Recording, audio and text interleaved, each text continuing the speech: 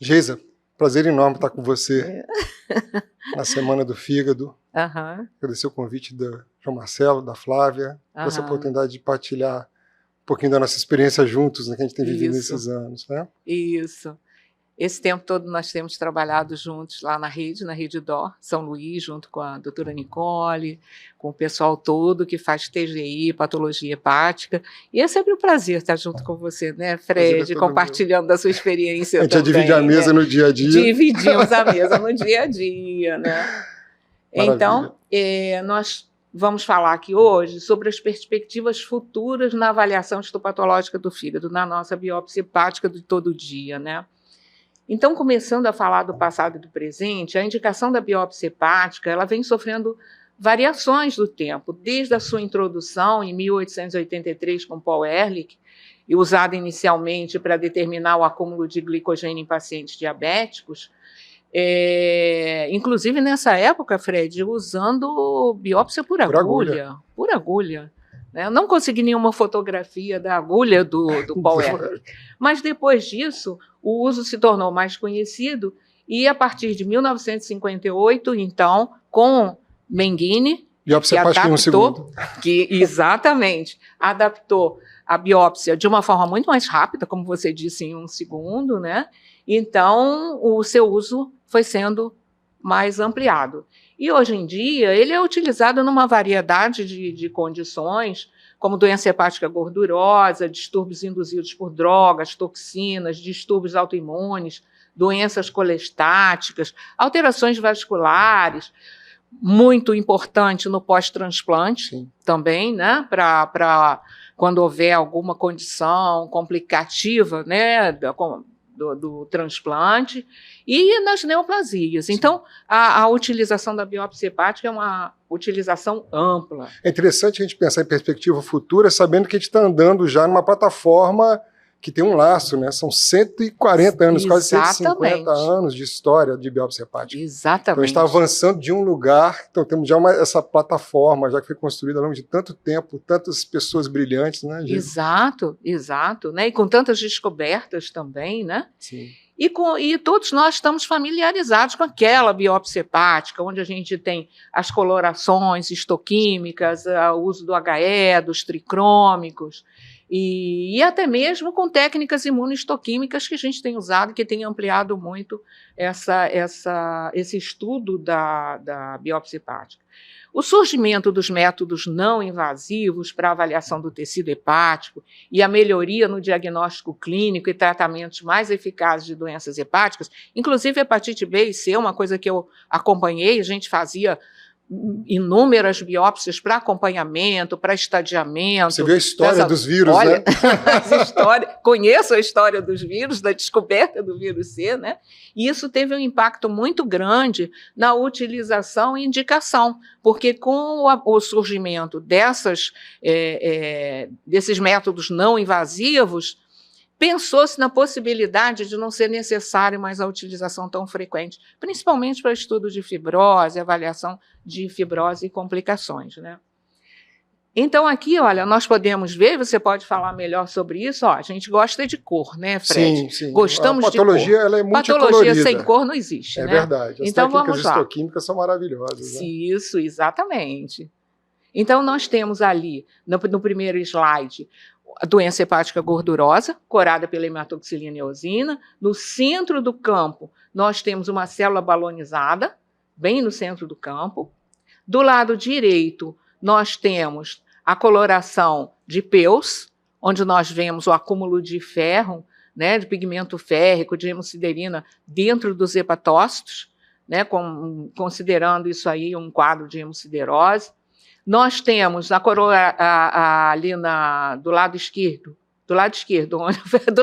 Fred, onde está mostrando a infiltração por hemácias do espaço de Disse, num quadro de alteração circulatória do fígado.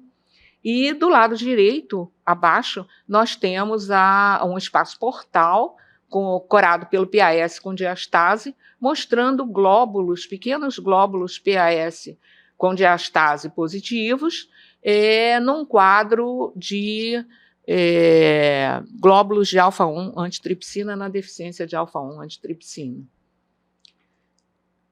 Entretanto, a gente observa que, à medida que surgem novos medicamentos para as mais diversas doenças, isso é uma coisa que nós temos visto muito lá nas biópsias hepáticas que nós estamos recebendo, porque a gente trabalha num centro oncológico, né? A oncologia lá é muito grande, enfim, muito material. Então, principalmente nas condições neoplásicas, a utilização de imunomoduladores, a utilização de drogas antineoplásicas, a gente tem observado que muitas alterações surgem no fígado e no trato gastrointestinal. Então, para isso, a biópsia hepática é muito importante, né? A gente lembra ainda dos efeitos adversos. Nós tivemos aqui há 2 dias um estudo sobre hepatotoxicidade, que, por sinal, foi excelente, foi um dia inteiro monotemático, e hoje nós vemos que a quantidade de associações de doenças hepáticas com chás verdes, com substâncias que são utilizadas para aumento de massa muscular e usados indiscriminadamente, tudo isso tem produzido também alterações hepáticas. E cada vez mais nós temos feito o diagnóstico dessas condições através da biópsia hepática. Então, a biópsia hepática é extremamente importante. A gente observa que, à medida que surgem esses novos medicamentos, o caso, por exemplo, das drogas antineoplásicas, antibióticos e principalmente anti-inflamatórios também, que são muito utilizados indiscriminadamente, né? Cirurgias odontológicas, etc. Quase sempre o odontologista passa para o seu paciente anti-inflamatórios. E isso, muitas vezes, pode produzir alterações hepáticas graves, súbitas, agudas e, quem sabe, até fatais, dependendo da sensibilidade do paciente. A gente lembra ainda que um aumento significativo das biópsias hepáticas tem sido verificado naqueles pacientes que realizam colecistectomias, né? Então, o médico vai fazer uma colecistectomia, ele vê um fígado alterado, então ele aproveita e faz a biópsia. Isso tem aumentado muito lá no nosso dia a dia. Essa alta prevalência, né, da doença Exatamente, da doença gordurosa. Exato. E pacientes obesos também submetidos a cirurgias bariátricas. Então, quase sempre nós estamos recebendo cunha de fígado, biópsias por agulha, nesses pacientes, quando são realizadas essas cirurgias.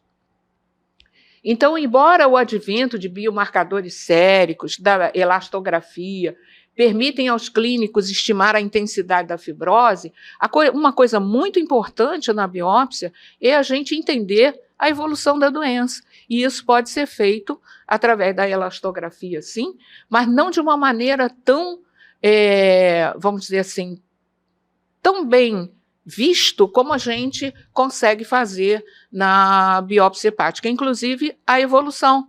Né? Hoje em dia a gente fala em progressão da fibrose, a gente fala numa forma indeterminada e fala na regressão. A regressão, inclusive da cirrose hepática, ela é muito bem avaliada, né? Através de estudos de Van Lees e outros autores também. Então, nós podemos ver aqui, à esquerda, a cirrose hepática com seus nódulos regenerativos, com faixas de fibrose muito bem delimitadas, faixas largas, né? E embaixo nós vemos que esses septos fibrosos, além de largos, eles têm um infiltrado inflamatório, eles têm uma proliferação de dutos biliares e ao lado nós temos os nódulos regenerativos. Então isso é uma forma de fibrose que, quando nós encontramos isso na biópsia, nós observamos que é uma doença em progressão. Então essa fibrose está evoluindo. Isso é uma das características dessa progressão da fibrose. Já do lado direito, nós observamos que houve uma regressão do quadro, que a gente vê septos mais delicados, a gente já não vê um infiltrado inflamatório tão definido. Às vezes, aquela cirrose bem definida, ela se tornou um quadro em que é uma cirrose não completa, uma cirrose incompleta, né? E há uma também, não vamos dizer uma restituição da integridade, porque isso não foi observado totalmente, mas há uma diminuição muito grande daquelas alterações que antes a gente observava e que achava que eram definidas como um quadro terminal, como um estágio terminal de uma doença crônica do fígado, né? Então, partindo desse pressuposto que é presente, que já é presente, a gente pode projetar coisas que estão acontecendo já agora, tecnologias que estão ancoradas e outras que estão chegando, né? Exatamente. Então, o que esperamos para o futuro? Pois o papel da patologia digital. Que é, Fred, que a gente vai ver agora? O que vamos ver da agora para frente? Que vamos ver? São coisas que já estão acontecendo. Então, Exato. a patologia digital, ela chegou. A patologia, ela tem sido realmente uma especialidade, tem estado nessa vanguarda da revolução digital na medicina, tanto na questão da parte de digitalização de lâminas, quanto também na incorporação de tecnologias, né, de inteligência artificial e outros recursos, né? Que com o desenvolvimento dos scanners de lâmina, a gente teve a possibilidade de digitalizar lâminas inteiras, o que permite que a gente examine essas lâminas fora do microscópio. Então o paradigma está sendo quebrado. O patologista não é mais só aquele especialista que fica atrás do microscópio. Agora a gente está atrás das telas também. Das telas também. Né? Online, né? Entramos nessa era digital. Exato. E com a lâmina escaneada a gente pode fazer uma série de coisas que a gente não podia fazer com o microscópio. Mensurações, comparações, compartilhar as imagens. Uma crítica que a biópsia hepática sempre recebeu é a questão da subjetividade. Exato. E agora, mais do que nunca, a gente pode compartilhar e duas pessoas em países diferentes, estados diferentes, no mesmo momento, podem examinar a mesma amostra e chegar a conclusões e comparar as coisas juntos e aprimorar o conhecimento e melhorar a acurácia diagnóstica. Exato. Então, a gente pode compartilhar esses dados usando a rede de internet. Então, a patologia entrou na realidade digital. Exato. Outra coisa que a gente também tem visto muito crescer são as técnicas de biologia molecular. Então, muitos tumores eles têm sido classificados e subclassificados através da biologia molecular. E a morfologia incorporada com os aspectos que a gente observa das alterações da biologia molecular facilita a gente entender como é que vai ser o comportamento e a gente consegue subclassificar melhor as neoplasias hepáticas. Isso é muito interessante.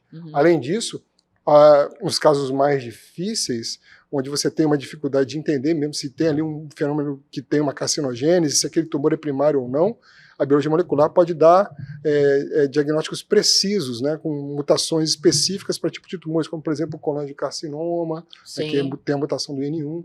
Então, assim, muito interessante esse recurso que a gente tem.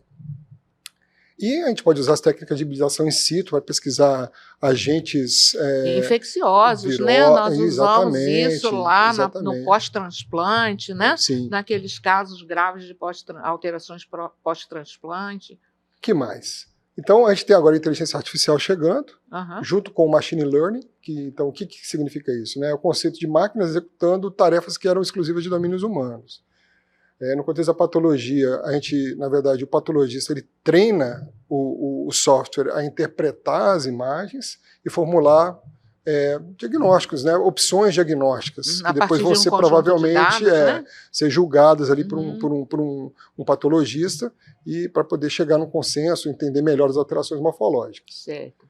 Também pode ser utilizado para poder medir áreas de fibrose, avaliar determinadas nuances morfológicas com mais precisão do que a gente faz com o olho. Né?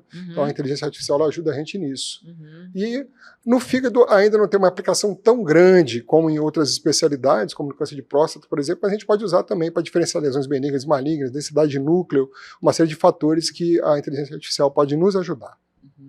Então, concluindo, através do tempo, a biópsia hepática evoluiu para deixar de ser uma especialidade puramente diagnóstica para se tornar algo também para definir fatores prognósticos. Fatores prognósticos, isso. E lembrando sempre que a avaliação adequada da biópsia hepática, independentemente de seu propósito e da técnica utilizada, porque apesar de tudo isso que nós vimos a respeito do futuro, se você não tiver o tecido hepático ali, você não tem condição de fazer essa avaliação.